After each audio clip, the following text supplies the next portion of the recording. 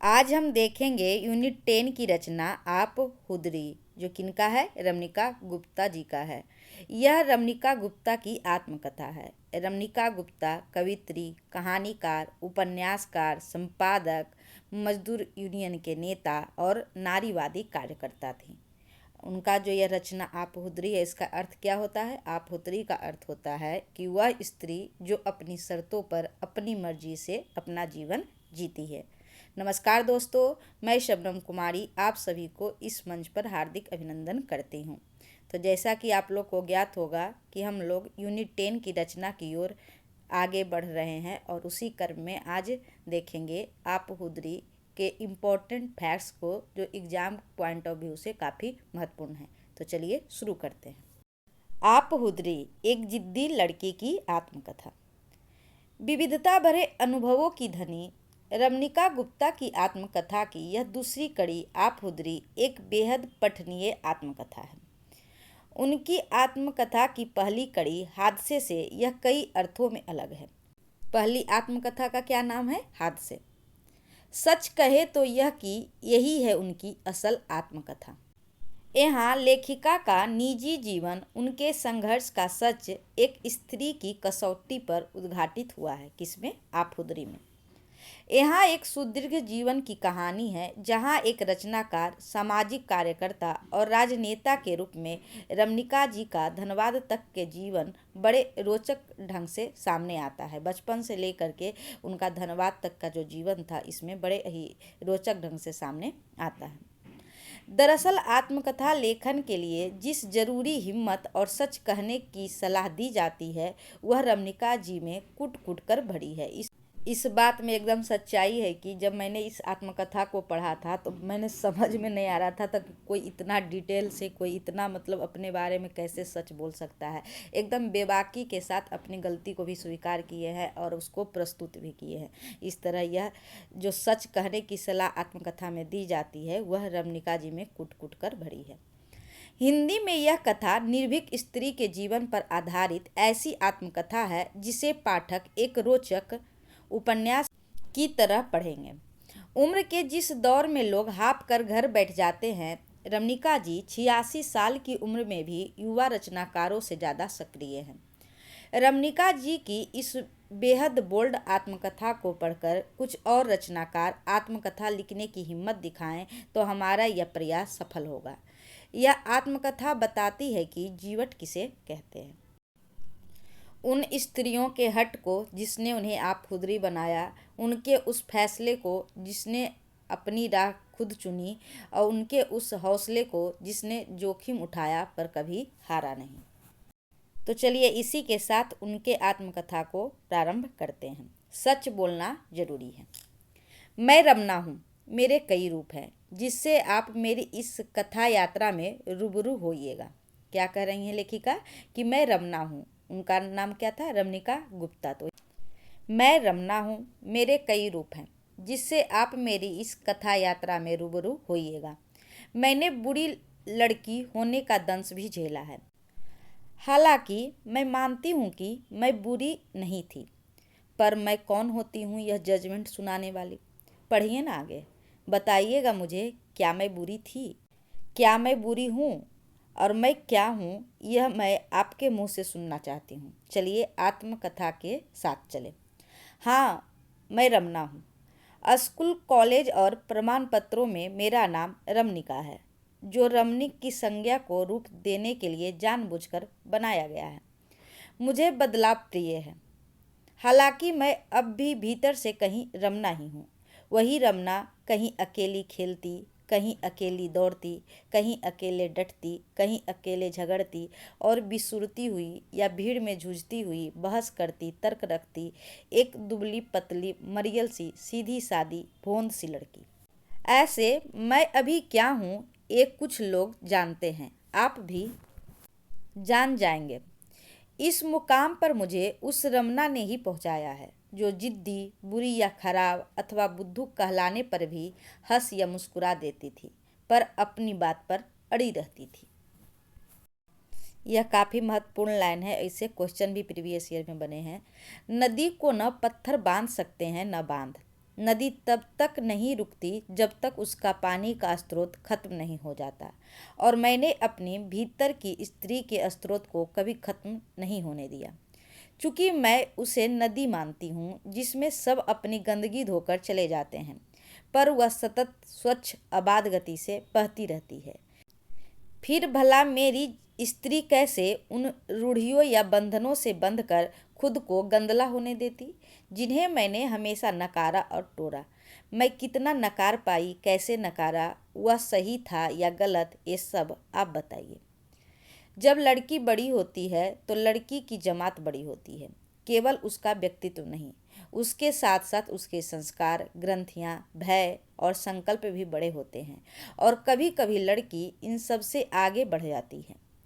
मैं आगे बढ़ने के लिए दौड़ी या दौड़ने के लिए दौड़ी, ये घटनाएं बतलाएगी जिनमें मैं घटती रही या जिन्हें मैं उलांघती गई। दरअसल हर चीज़ पाने के लिए एक हट जरूरी होता है। घोड़ा भी हट करता है और मनुष्य भी।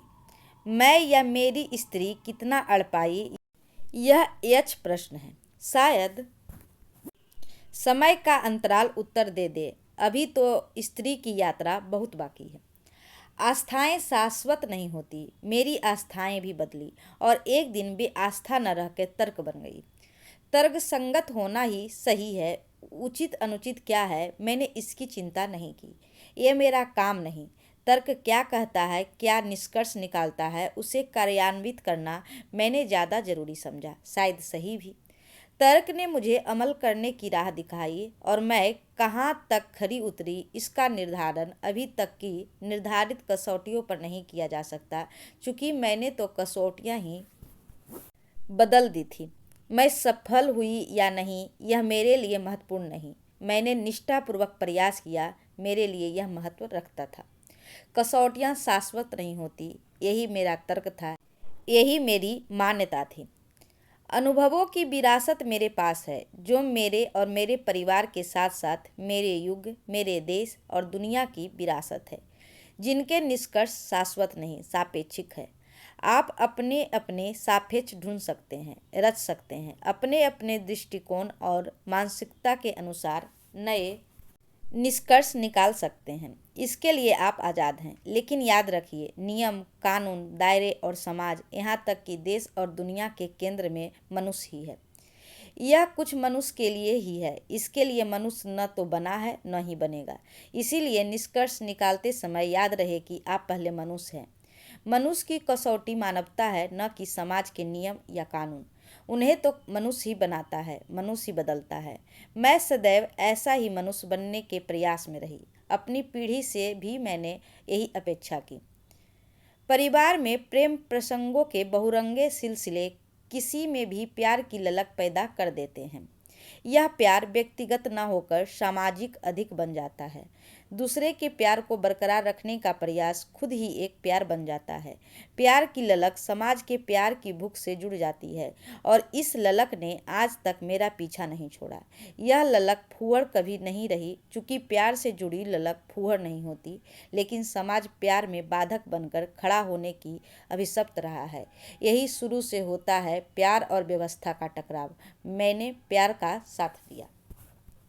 प्रेम के बारे में लेखिका यहाँ अच्छा कोटेशन दी हैं कि प्रेम होता है, हो जाता है, योजना बनाकर किया नहीं जाता। मेरे परिवार में नई पीढ़ी के लिए शायद यह पहला प्रसंग था। मेरी उसमें रुचि परिवार की प्रचलित परंपरा के खिलाफ विद्रोह का समर्थन था। दूसरी तरफ योजनाबद्ध ढंग से रिश्ते जोड़ने का सिलसिला जारी था, वही मान्य था। मान्यताओं और इच्छा के संघर्ष में मैंने इच्छा का साथ दिया। इच्छा की उर्वरा भूमि में मेरे प्यार का अंकुर फूटा। पंजाब के हीर रांझा की कथा को सुना था। अपने घर में उसे घटते देखकर मैं रोमांचित हो उठी थी। इस रोमांच और रोमांस ने आगे आने वाले जीवन को कितना प्रभावित किया, यह भी भविष्य में कैद था। जीवन के वर्तमान में ही भविष्य की नींव पड़ती है। मेरे अवचेतन में वर्तमान मेरा भविष्य लिख रहा था। मेरे भीतर घुटी घुटी अपराधी सी मेरी इच्छाएं एडवेंचर कथाओं को जन्म दे रही थी। मेरे सपनों में राजकुमारों, नाइटों, योद्धाओं, जीनों एवं शहजादाओं की कथाएं जन्मती, मरती, परवान चढ़ती और शहीद होती थी। मैं अभिनय और नृत्य के जरिए खुद को अभिव्यक्त करने को ललायित विभिन्न पात्रों को अपने नृत्य की भंगिमाओं में जीने लगी थी। उस खुदसट आर्य समाजी मास्टर से घृणा एक जिन का रूपक खड़ा करती थी। मेरे भीतर कोई शहजादा, राजकुमार या नाइट बसता था जो मेरे भीतर बैठी एक डरी डरी सी लड़की को मुक्ति दिलाने के लिए सदैव तत्पर रहता था। मेरे कानों में राजकुमार की आहट अनवरत गूंजती थी। पता नहीं क्यों एक अतरंग साथी बनकर एक पुरुष मेरी मदद में आ जाता था, जबकि पुरुष से ही त्रस्त थी मैं। एक ओर थी मेरे अंतर की मैं और दूसरी ओर थी मेरी बाह्य मैं। मेरा बाह्य रूप बाचाल हमेशा बहस करता, तर्क करता, हंसता, मजाक करता, किसी भी हद तक जाने को तैयार। वह न राजकुमार का इंतजार करता, न शहजादे या नाइट का। खुद बचाने वाली की भूमिका अदा करने के लिए सदैव तत्पर, संकल्पित। मेरे अंतर मन की कमजोरी था प्रेम, लेकिन जब लक्ष्य की प्राप्ति या प्रतिबद्धता का सवाल उठता तो मेरा बहिर्मन प्रेम को भी दरकिनार करने की कुव्वत रखता। जोखिम उठाना मेरा स्वभाव है। एडवेंचर का जज्बा केवल रोमांस हेतु नहीं, किसी उद्देश्य की पूर्ति के लिए सदैव हाजिर रहता है। प्रेम के तरह घृणा मनुष्य के स्वभाव का अनिवार्य भाव है, जो असुरक्षा और भय से पैदा होता है। यह ईर्ष्या और बदले की भावना से परवान चढ़ता है। सभ्यता के विकास ने ही समाज को घृणा करना सिखाया है। उसी ने वर्चस्ववादी बनाया है और इसे यहाँ तक कि इस विकास क्रम में औरत को भी संपत्ति बना दिया। संपत्ति से उत्पन्न होता है कब्जाकरण और कब्जाकरण पैदा करता है अहम, और यही अहम, यही दर्प दूसरे को छोटा मानता है और खुद को बड़ा। सभ्यता के विकास की सीढ़ियां दनादन चढ़ते हुए पुरुष समाज का सिरमौर बन बैठा, विधाता बन बैठा। वह बन गया सुपरमैन, जो किसी भी कमजोर से घृणा करता है, किसी भी कमजोर को जिंदा रखने के पक्ष में नहीं है। ऐसे ही पुरुष प्रधान समाज ने लिंग, रंग और जन्म के आधार पर घृणा और भेदभाव के बीज बोए। मनुष्य पैदा होते ही घृणा नहीं करता, प्रेम जरूर करता है। समाज ही उसे घृणा करना सिखाता है। काफ़ी बढ़िया लाइन है। मनुष्य पैदा होते ही घृणा नहीं करता, प्रेम जरूर करता है। समाज ही उसे घृणा करना सिखाता है। मैंने बेहद प्रेम किया है, घृणा के रूबरू भी हुई हूँ, पर घृणा मुझ पर देर तक हावी नहीं हो सकी। इसीलिए शायद कि मैं प्रेम को व्यष्टि से समष्टि में बदलने में कामयाब रही। प्रेम जब समूह के स्तर तक फैल जाता है तो वह विराट बन जाता है। उसके सामने व्यक्तिगत प्रेम बौना हो जाता है। विश्वास स्वयं विराटता की एक जरूरी शर्त बन जाता है।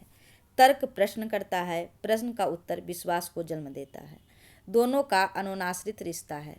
मैंने तर्क और विश्वास को जिया है, इसीलिए जब जब विश्वास टूटा मुझे धक्का लगा, मुझे लगा मेरा तर्क हारा है। फिर भी मैंने न तो तर्क छोड़ा और न विश्वास। जीने के लिए दोनों की दरकार है। विश्वास खो जाने का अर्थ है जीने का अर्थ खो जाना, यानी मृत्यु। और तर्कहीन हो जाने का अर्थ है जीवन जीना छोड़ देना, अर्थात जीवित लाश बन जाना।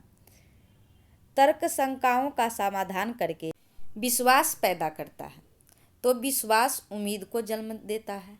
मैंने उम्मीद कभी नहीं छोड़ी, इसलिए बार बार परास्त होकर भी उठ खड़ी हुई। यही बार बार उठ जाना ही तो वह उत्साह है, उल्लास है, जो जीने की इच्छा जगाता है।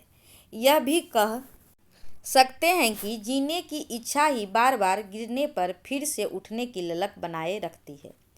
सच कहने का हौसला भी मुझे मेरी जीने की इच्छा से ही मिला। मैंने हर पल को जिया। मैंने यादों से सीखा है कि जिंदा रहना। यादों को जिया है मैंने। उसके लिए ज़रूरी है सच कहने की हिम्मत और कुव्वत। सच जितना कटु होता है उतना ही बड़ा होता है। जितना बड़ा सच होता है उतनी लंबी और प्रभावकारी उसकी अनुगुंज होती है।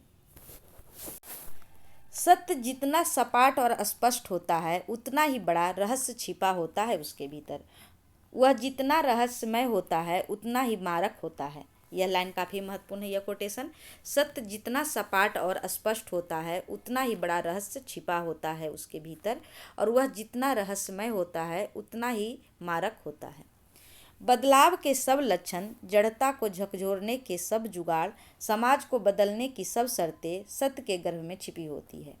मैंने सत्य की इसी रहस्यमयी मारक और विध्वंसक शक्ति का प्रयोग किया। अपने खिलाफ खड़ी सामाजिक परंपराओं, रूढ़ियों और तथाकथित संस्कारों की बाढ़ से उबरने के लिए बहुत हमले हुए, बहुत आरोप लगे, लाछन उछाले गए। मैंने उन्हें स्वीकार नहीं किया और वापिस उसी समाज को लौटा दिया। बुमरैंग कर गए सब के सब उन्हीं पर। मैं अगली मुहिम के लिए फिर से उठ खड़ी होती रही। मुझ में कई भटकाव आए और मैंने खुद को उनसे उबारा। आगे बढ़ने के लिए भटकाव पर रोक लगाना जरूरी होता है। हालांकि भटकाव भी पूरी तरह व्यर्थ नहीं जाता, वह कुछ न कुछ सार्थक छोड़ जाता है। भटकाव की मृग मरीचिका और उससे उबरने का पश्चाताप की सैलाब भी जिंदगी की भूल भुलैया में गुम होने से बचा लेते हैं। मैं अपनी गलतियों से इसीलिए सीख पाई चूँकि मैंने उन्हें छिपाया नहीं।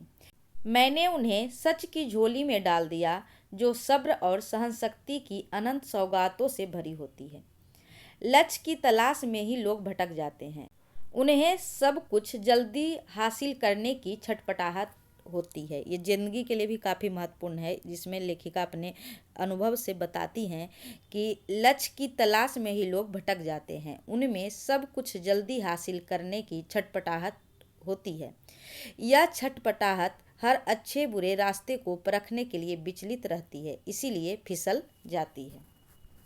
यह फिसलन भी मनुष्य को खाली हाथ जाने नहीं देती। बुरे ही सही कुछ अनुभव लेकर ही लौटता है।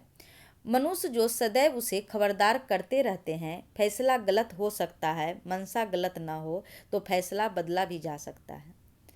दोहरे मापदंड वाले सामंती समाज में अपराध बोध से ग्रसित खुद को अपराधी मानती मैं, इस स्टिग्मा को मिटाने को आतुर मैं, अपने गिर्द मेरे जैसे बेदाग अपराध बोधियों के घेरे में घिरी मैं, उन घेरों को तोड़ने के लिए संकल्प लिया करती थी। मैं जानती थी कि मुझे अपराधी कहने वालों ने ही मुझे अपराधी बनाया है। इन ग्रंथियों से उबरना इतना आसान नहीं था। बचपन से ही व्यक्तित्व में पड़ी ये दरारें मुश्किल से ही दूर होती है। जिंदगी भर इनका प्रभाव बना रहता है। ये दरारें कहीं खाइया न बन जाए और कहीं मैं उनमें खो न जाऊं, इसी प्रयास में मेरे भीतर बसी मेरी अच्छी लड़की जूझती रही उम्र भर। मैं कितनी कामयाब होऊंगी यह समय के अंतराल में छिपा था, पर मैंने कोशिश नहीं छोड़ी। मेरे अवचेतन ने मुझे कभी अपराधी नहीं माना, बेवफा नहीं माना। मुझे प्रेम हुआ, मुझसे प्रेम हुआ और मैंने प्रेम की हदें तोड़कर प्रेम किया। प्रेम किया नहीं जाता, हो जाता है। मैंने खुलकर जीना सीखा। सच ही दोहरेपन को खत्म कर सकता है और मैंने यह जान लिया। इसीलिए लिखने बैठ गई मैं अपने जीवन का सच, जो समाज के दोमुहेपन को उजागर कर सकूं। मनुष्य जिसमें स्त्री पुरुष दोनों शामिल हैं, उनके दोहरे मापदंडों को समाप्त करने के उद्यत मेरी स्त्री ने सबसे पहले अपने मापदंडों पर जीना शुरू किया। ऐसे मापदंड किसी बाधा को स्वीकार नहीं करते। मैंने तय किया कि मैं किसी का औजार नहीं बनूंगी। प्रायः स्त्रियों को हथियार या औजार की तरह पुरुष उपयोग करता है। मेरे अनुभव ने मुझे सिखाया कि औजार मत बनो। प्रायः स्त्रियां कोई असुविधाजनक स्थिति उत्पन्न होने पर चुप रह जाती है। उनके लिए बेहतर होता है कि ऐसी स्थिति पैदा ही ना होने दें। बाद में के दिनों में मुझे यही फॉर्मूला अपनाना पड़ा। मुझे शोषण से सख्त नफरत रही है, इसीलिए उसकी गंध आते ही मैंने रिश्ते तोड़े हैं। यह तोड़ने की हिम्मत मुझे मेरे सच स्वीकारने की हिम्मत ने ही दी है। सच बोलने की मुहिम शायद उस युवा के मन को राहत दे सके जो दोराहे पर खड़ा, निर्णय लेने से हिचकिचाता है, प्रेम करना चाहता है पर डरता है समाज से, खुद अपने से, चूँकि उसके अपने मन में भी समाज के मापदंड हावी होते हैं। लड़कियों का सच है कि पहले सह लेना और फिर प्रतिवाद करना। मैंने भी इसी सच को जिया। दूसरा सच जो लड़कियां आमतौर पर जीती है वह है शुचिता के हनन का खतरा और उससे उपजा अपराध बोध। इस शुचिता या कौमार्य को बचाने की फिराक में ही औरत जीवन भर खुद को अपराधी मानती रहती है। सुचिता का बोध तो मेरे मन में बचपन से ही भर गया था, जबकि मेरी यह सुचिता कभी सुरक्षित ही नहीं रही। बिरले ही कोई स्त्री होगी जिसकी सुचिता समाज ने सुरक्षित रहने दी हो। यह भी एक सत्य है। अंततः उसकी निरर्थकता मेरी समझ में आने लगी। समाज की निरर्थकता सिद्ध करने हेतु मेरे लिए यह तथ्य ही पर्याप्त था। मुझे सुचिता की व्यर्थता का भान तो बहुत पहले ही हो चुका था, लेकिन इस ग्रंथि से मैं बहुत बाद में उभरी। सुचिता भंग होने का दंश अपराध बनकर जीवन भर कसकता है और इसी के कारण औरत जन्म जन्मांतर तक अपराधिनी, बेवफा, विश्वासघातनी और छिनाल कहलाती है। अगर औरत इसकी निरर्थकता पहले ही समझ जाए तो शायद हीन ग्रंथि से ग्रसित होने से बच सकती है। सुचिता का टूटना उसे अपने ही नज़र में गिराता है, जबकि पुरुष अपने पहले सहवास को मर्दांगिनी का सर्टिफिकेट घोषित करके सेखी बघाड़ता है। इसी दोहरे मापदंड को तोड़कर स्त्री मुक्त हो सकती है। सुचिता के इस पाखंड को तोड़ने की पहल स्वयं स्त्री को ही करनी होगी। हमारे समाज की आचार संहिता के ठीक विपरीत पश्चिमी समाज में स्त्री की सुचिता ही शादी में बाधक होती है। उसे उसका गुण नहीं, उसका अनुभवहीनता समझा जाता है। उनके यहाँ यह कथित भारतीय गुण गृहस्थ जीवन के लिए सुखकर साबित नहीं होता। मेरे आत्मकथ का सच यह साबित करता है कि सुचिता कोई मुद्दा ही नहीं है। यह पुरुष वर्चस्व के लिए बनाया गया एक मिथक है, जिसके तहत स्त्री पुरुष की नज़र में जितनी बार अपवित्र होती है, उतनी ही बार वह अपने नज़रों में गिरती है। इस मापदंड से मुक्त होकर ही औरत एक स्वतंत्र औरत बन सकती है। वह अपवित्र होने की बोध से बच सकती है और इस हीनता से उबरना ही उसे मुक्ति दे सकता है। यह सच है कि स्त्री स्वयं ही अपने गिर्द अपराध बोध के पनपने और महकने की कथा बिनती रहती है, लेकिन यह भी सच है कि अपराध बोध की यात्रा पर निकली स्त्रियां ही समाज को बदल सकती है।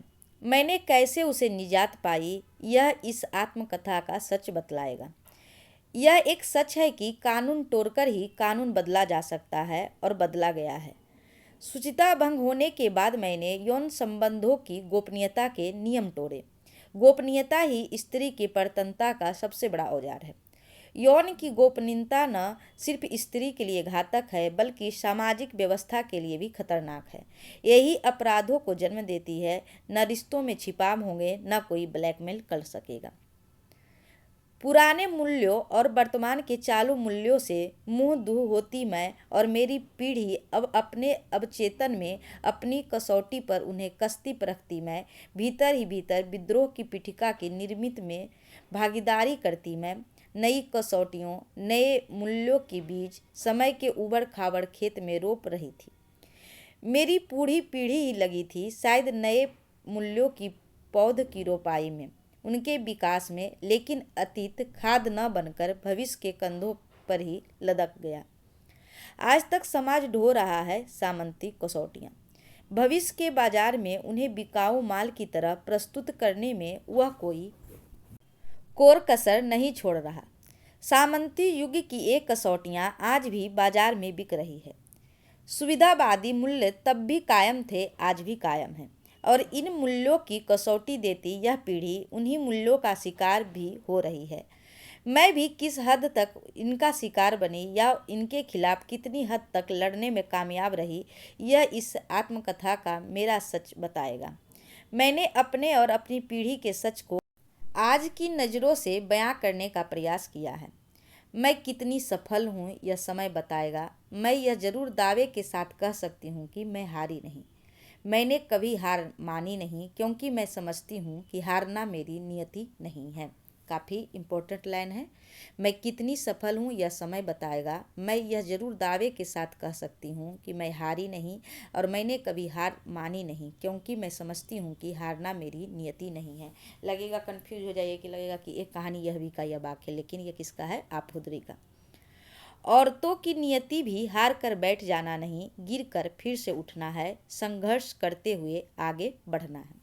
और यहाँ से महत्वपूर्ण है उनके जो साहित्यिक जीवन है उनमें कौन कौन से कवि आए, उसका वर्णन इसमें है।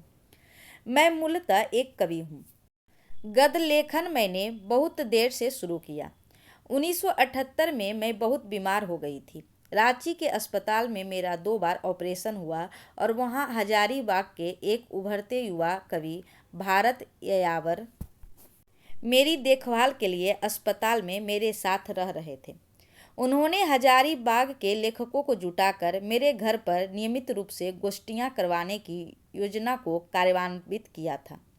बीमारी के दिनों में कोयला खदानों की 2 महिला कामगार भी मेरे पास मेरी देखभाल को आ गई थी। मजदूर साथी तो हर रोज कोयलरियों से आकर मेरी खबरसार ले जाया करते थे और अस्पताल का जरूरी खर्चा जमा कर जाते थे। उन्हीं दिनों भारत यायावर के 3 मोटे रजिस्टरों में मेरी डायरियों से सभी कविताएं खोज खोज कर दर्ज कर दी। किसने किया था? भरत यायावर ने उनके डायरी से सब कविता को एक जगह संकलित कर दिए। उन्होंने ही कहा था कि जिनके लिए आप इतना संघर्ष कर रही है, आप उन पर क्यों नहीं लिखती? कितनी कहानियाँ मिल जाएंगी आपको इनके जीवन संघर्ष की। उन्हीं के प्रेरणा से मैंने पर्वतिया कहानी वही अस्पताल में लिखी। लेखिका क्या बता रही हैं कि पहले मैं कवि थी और 1978 में जब मेरा ऑपरेशन हुआ तो भरत यायावर नाम के जो कवि थे वह हमारी सेवा कर रहे थे और मैं हजारीबाग और कोयलबरियों के जो वहाँ के कामगार था उसके लिए संघर्ष कर रही थी।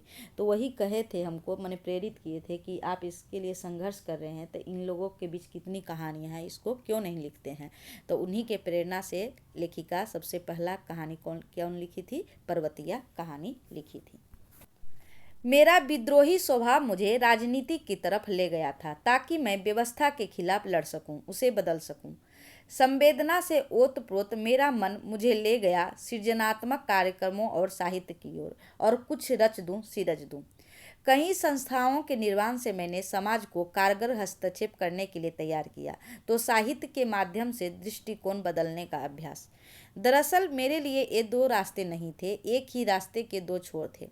एक आदि यानी प्रस्थान बिंदु तो दूसरा अंत यानी मंजिल। वे कह रहे हैं कि 2 तरफ मैं गई थी, एक तरफ राजनीति था मेरा और दूसरा तरफ क्या था? साहित्य था। एक मुहिम आंदोलन या एक राह के लिए और दोनों का होना जरूरी था। शुरुआत ही नहीं होगी तो लक्ष्य पर कैसे पहुंचेगा कोई। मेरा रुचि, मेरा स्वभाव और मेरा प्रकृति भी इस राह पर ले जाने का कारक रही है। अंतर केवल यही है कि अब राजनीति ने साहित्य की डगर पकड़ ली है और साहित्य ने राजनीतिक दिशा। स्वाभाविक है, भटकाव का कोई गुंजाइश ही नहीं बची थी।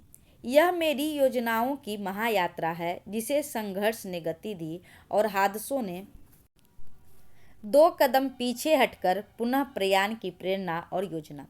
संघर्षों ने कभी मुझे थकने ही नहीं दिया, तरीका बदलना जरूर सिखाया। मेरे अनुभव कलम की नोक पर सवार हो पन्नों पर उतरने लगे।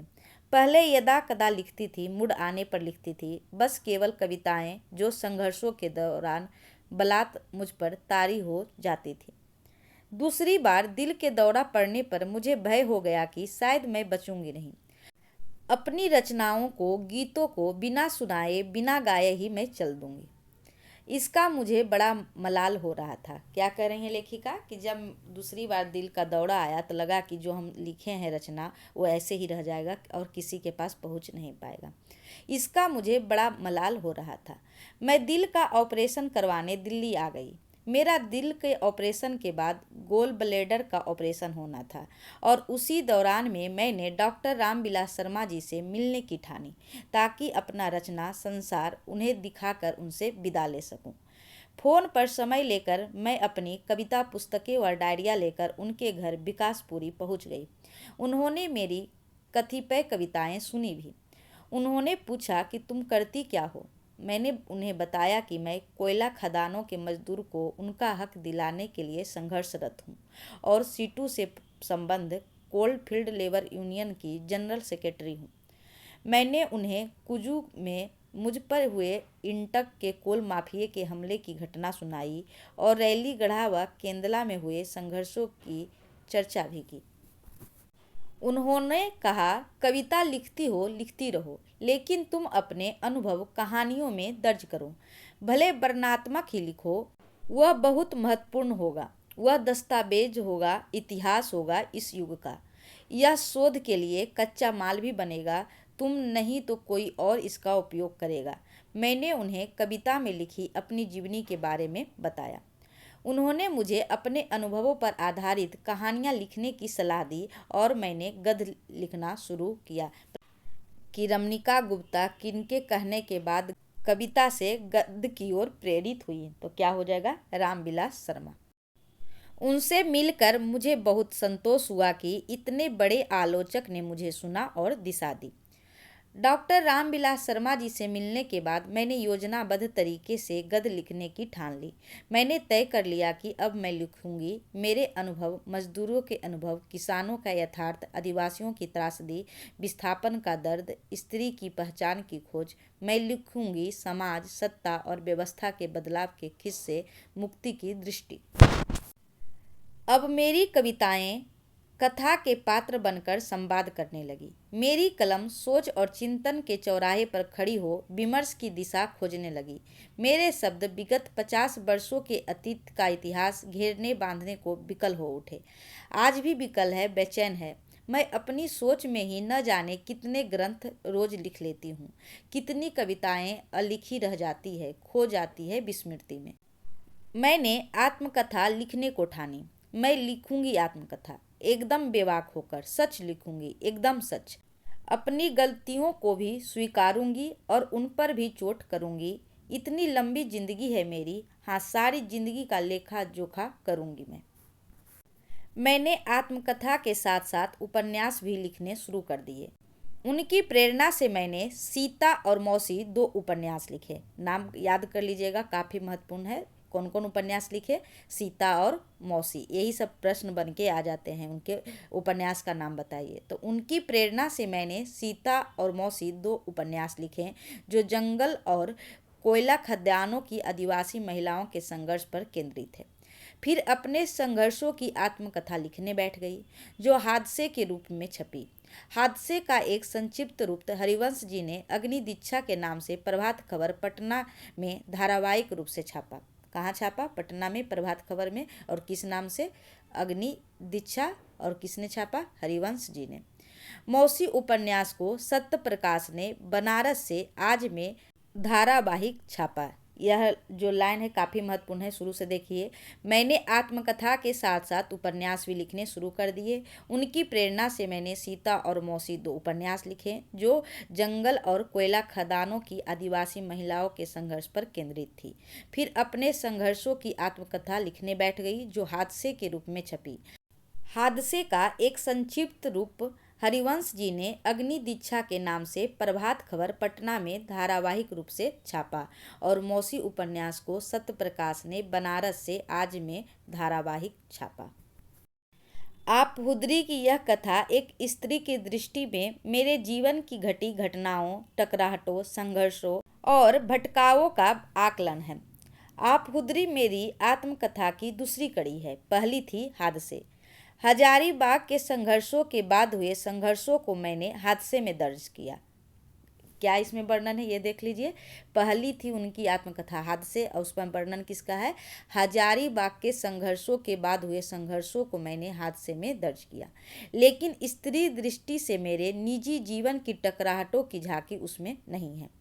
हादसे के लोकार्पण के समय राजेंद्र यादव जी ने कहा था कि मेरी आत्मकथाएं समानांतर नहीं चलकर वर्टिकल चल रही है। आप हुदरी में मैंने निजी जीवन और संघर्ष के सच को स्त्री दृष्टि की कसौटी पर आज के परिप्रेक्ष्य में प्रस्तुत करने की कोशिश की है। हादसे समय सीमित था, आप हुदरी का समय बहुत लंबा है और स्पेस व भूगोल विशाल। बचपन से लेकर धनबाद तक की यात्रा इसमें दर्ज है। और तीसरा खंड हजारीबाग की गतिविधियों के प्रसंग के बाद में प्रकाशित होगा, उसे लिखना भी बाकी है। चौथे खंड में दिल्ली आने पर साहित्यकारों के बीच मेरे अनुभव और मेरे अनुभव के विस्तार की चर्चा होगी और होगी परिवार से कटे रहने के कारण खुद को डी क्लास करके मजदूर किसान साथियों को घर में लाने झेली यंत्रणाओं की गाथा। मेरे यात्रा स्मरण की एक पुस्तक लहरों की लय प्रकाशित हो चुकी है। मैंने 21 देशों की यात्राएं की है और इस पुस्तक में 11 देशों के यात्रा स्मरण है। पुस्तक प्रकाशन के बाद मैं हवाई भी गई थी। उसका विवरण पत्रिकाओं में तो छपा है पर पुस्तक रूप में आना बाकी है। आप हुदरी को तैयार करने में दिनेश जी, सुमन तथा शिखा ने मेरे साथ बड़ी मेहनत की है। उनकी मैं आभारी हूँ। आत्मकथ को संवारने सुधारने में भारत भारद्वाज, अभिषेक कश्यप, साधना अग्रवाल, अभय कुमार दुबे और इब्बार रब्बी जी ने जो सहयोग दिया उसके लिए धन्यवाद कहना या लिख देना भर पर्याप्त नहीं है। सबसे ऊपर धन्यवाद है श्री महेश भारद्वाज, प्रबंध निदेशक, सामयिक प्रकाशक का, जिन्होंने न सिर्फ बड़े ध्यान से इस पुस्तक को तैयार किया बल्कि धैर्य से पुस्तक तैयार होने का भी इंतजार किया। उनके बार बार इसरार से भी यह कथा अपना वर्तमान रूप ले पाई। रमनिका गुप्ता। अगर सारांश की बात करें तो आप हुदरी का सारांश यही है कि आप हुदरी मतलब होता है एक जिद्दी लड़की की आत्मकथा। रमनिका गुप्ता द्वारा सन 2015 में लिखी आत्मकथा है। सामंती परिवार में जन्मी रमनिका गुप्ता अपने जीवन के हर पन्ने को इसमें प्रस्तुत करने का प्रयास करती हैं। बचपन से लेकर धनबाद तक की यात्रा में उनके साहित्य, समाज सेवा और राजनीतिक संघर्षों को इस आत्मकथा में सच्चाई के साथ प्रस्तुत किया है। आप हुदरी कैसा शब्द है? तो आप हुदरी एक पंजाबी नाम है जिसका अर्थ होता है जिद्दी लड़की। रमनिका बचपन से ही जिद्दी और क्रांतिकारी रही है और समाज में बनी धारणाओं को खारिज कर अपने स्वयं के नियम स्थापित करना चाहती हैं। इसका एक उदाहरण तब देखने को मिलता है जब चुन्नी ओढ़ने को लेकर वह बोलती हैं कि मुझे न चाहिए अपने घर के रिवाज, मैं नहीं बनूंगी अपने घर की लड़की, यह सब पुरानी बातें हैं, मैं नहीं मानूंगी कोई पुरानी बात, मैं अपना ही रिवाज चलाऊंगी खुद अपने आप। लेखिका बचपन के शोषण के साथ अपने प्रेम तक के सफ़र को निडर होकर आत्मकथा में स्थान देती है और इसी साहस की कहानी पर मैनेजर पांडे लिखते हैं कि आप हुदरी एक दिलचस्प और दिलकश आत्मकथा है। आत्मकथा में पंजाबी भाषा का भरपूर प्रयोग किया गया है और यह एक स्त्री की आत्मकथा है। इसमें समय का विकास दर्ज है। इसमें विभाजन के समय के दंगे दर्ज है। इसमें बिहार के राजनेताओं को चेहरे की असलियत दिखती है। इसमें पारदर्शी भाषा का भी प्रयोग किया गया है और यह आत्मकथा इसीलिए भी विशिष्ट है कि रमनिका जी ने जैसा जीवन जिया, महसूस किया, वैसा उन्होंने लिखा है। आप हुदरी के महत्वपूर्ण तथ्यों के साथ यह सेशन समाप्त हुआ। आपको कैसा लगा कमेंट में ज़रूर बताइएगा और मेरे मैराथन क्लास को इतना सपोर्ट करने के लिए शुक्रिया। और जल्द ही आपको दूसरा मैराथन क्लास भी आएगा, तो अंत तक बने रहने के लिए शुक्रिया। Thanks for watching.